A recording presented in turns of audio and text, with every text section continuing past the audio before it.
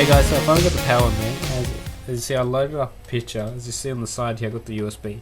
Obviously too big really, it is a large USB, and obviously if you're going to choose the right USB, try to choose something really small or get an SD card, which are pretty cheap now. You can get a 2 gig SD card probably for $20, and you can load probably like 1,000 photos on there, and that's more than enough to have this running. Now the best feature, I have to say again, is the size. Like I cannot see myself having an A4 digital frame, in my room or in my house, shuffling through all my photos.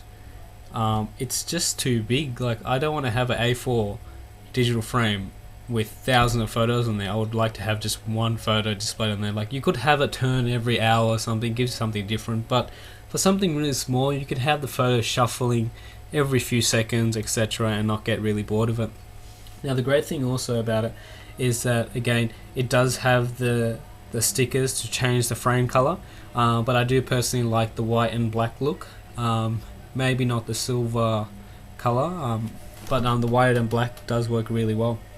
Now again, how I explained before, which I forgot to mention at the start, was it is a touchscreen, and that's the more beneficial of actually purchasing a more higher end digital frame, particularly for a smaller size, because the small sizes now for the 7-inch, you can pick them up around $50, and they do come with a remote which is infrared, which is really good. But then again, it isn't, you don't want to sit there flicking through the photos you like. You have a laptop, you have a computer, that's what it's for. But to have a digital frame, you just want to set that aside, forget about it, and just have your photos running on there. Now, so it is touchscreen, so I'll show you. Just hit the bottom over here. I wish they did have a little mark on there, so you know where to touch, because it's not touch sensitive anywhere. Maybe on this side. Yeah, it's just a particular touch down here, and then you get sort of the action panel comes up. And the next model up, which is around 128, I think it is an 8-inch screen. It does have little yellow LEDs inside there, which sort of brighten and dim itself, which I find is a really good feature. They must have learnt before from the last model, which is this. So let's go through all this.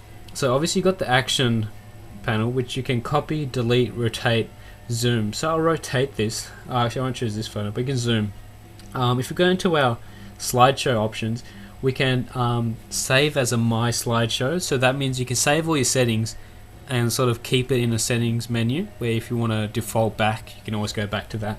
You can sort all your images by date, name, and year.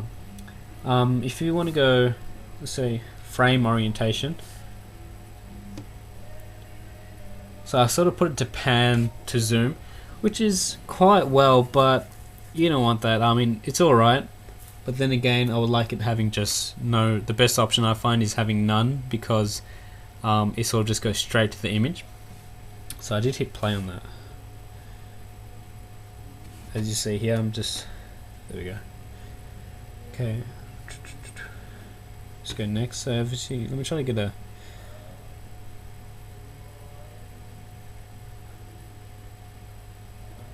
Next. Yeah,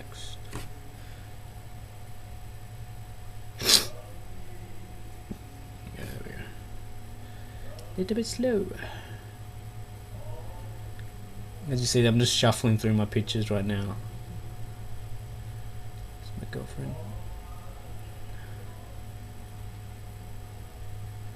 Come on, I need a portrait, a landscape.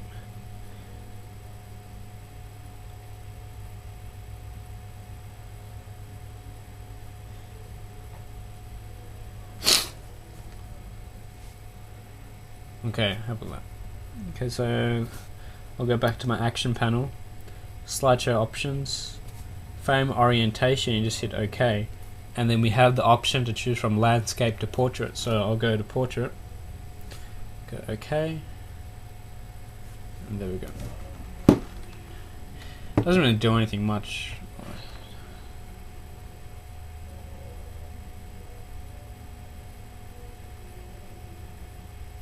Didn't even do anything.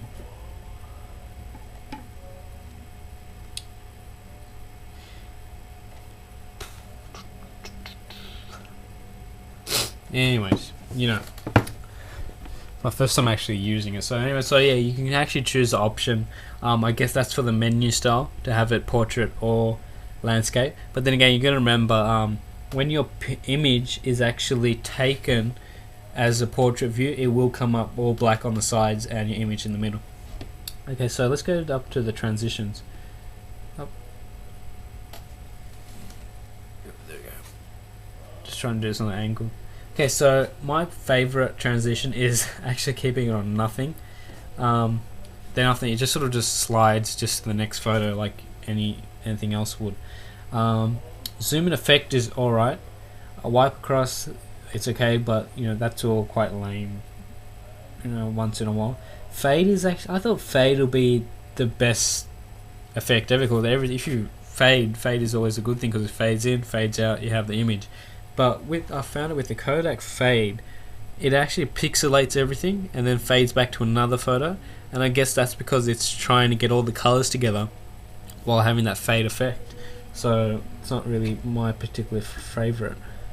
But I'm trying to find this button. There we go.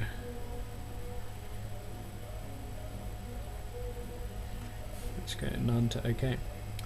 What other features they have in the Kodak is the home button. You always hit the home button and you sort of go back to whatever's connected to your digital frame. So it could be the USB, the SD card, the micro SD card. What else does it have? Anything else, basically everything. So, and again, you choose your settings. It would be cool. I know there's digital frames out there which are, and like the whole thing is touchscreen, which is quite well. But anyways, you know, you've got the frame which is quite well, hides everything. We got your clock, and also another good feature is the clock timer. You actually can schedule it when to turn off, when to turn on. So if you're really energy efficient, you could actually set this to turn on in the morning when you're at home, to turn off maybe when you go to work, and then to turn back on when you come back home from work. So it's not really running for no one really, and you can still set the time, etc. So that's the Kodak digital frame, the P720. I really recommend getting it for a cheap alternative digital frame. It's under $100. You can probably pick it up less, but it's actually a really good frame for what you get. The resolution is really well, the colors are really bright, and the whole touch panel is really good. I wouldn't like to see myself using a remote for something that I won't be using on an everyday basis. It's sort of a one thing, power on, power off. So yeah, if you're in the market to get a digital frame, a nice small digital frame that in the matter, get a 7-inch, maybe 8-inch. There are the bigger ones out there, and they're more to look like you get the wooden frames and everything. But personally, I think they're not really made to have a lot of photos on there. Like, I can't see myself again, I'll say, having 1,000 photos on there, sliding every few seconds. But nevertheless, it can be put as a portrait view, which is a really good benefit, and landscape. And yeah, so thank you Kodak, for making something like this. All the best, take care.今は体任せないで